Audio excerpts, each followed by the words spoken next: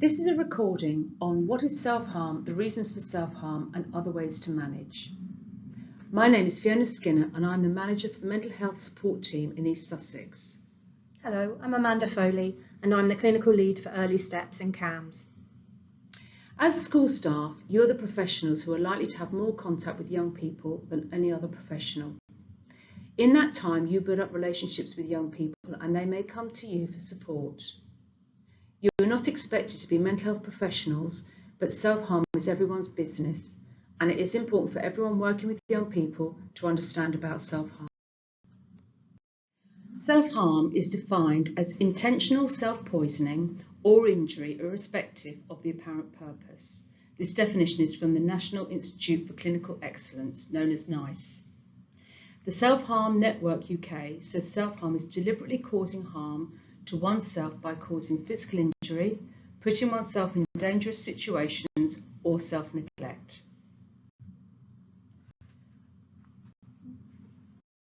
Self-harm can be seen by cutting, burning, poisoning, biting, pulling out hair, hitting themselves.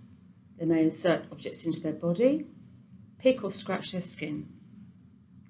Substance misuse and having risky sex could be putting oneself in dangerous situations. Overeating or undereating could be considered self-neglect. Self-harm is a way of communicating emotional distress and managing difficult feelings. It can be planned or impulsive. Reasons for self-harm. Why young people self-harm will vary, but it is important that the reason can be understood. Self-harm could provide comfort. It can be soothing and release tension and can provide an opportunity to seek care and nurture from others. This can particularly be important for young people with difficulties self-regulating. Self-harm can be a way of communicating distress without using words. It can be a way of gaining control if they do not feel they have control in their life. It is a control over their body, determining the severity of harm to their body. To feel alive can be a reason. This would be due to real-life experiences leaving them feeling numb. By hurting their body, they can feel something that makes them feel alive and real again. Self-harm can be a distraction from the unbearable emotional pain that they may feel inside.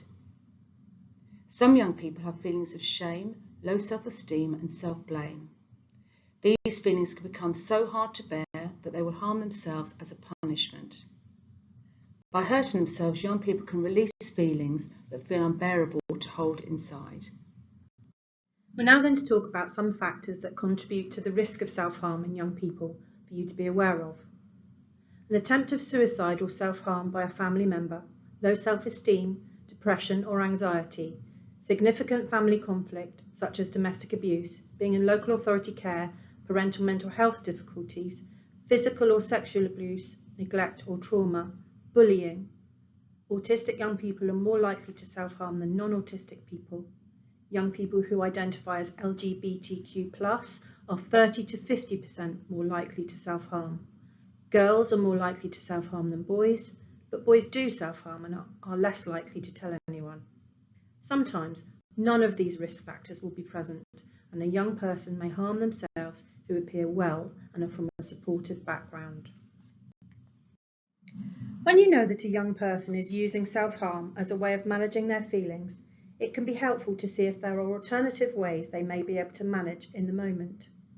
For calming, stress relief or distraction, this could be going for a walk, stroking their pet, relaxing in a bath, breathing exercises, listening to music, drawing, writing, cooking, or talking to a friend. To release or manage emotions, they could do some exercise, they could sing or shout, punch a pillow, listen to loud music, or tear up some paper. Creating a calming distraction self-soothe box is in the self-harm toolkit, and this can provide them with the items that are most useful to them at the time of their distress. We hope that you found this recording useful as you support young people. Thank you.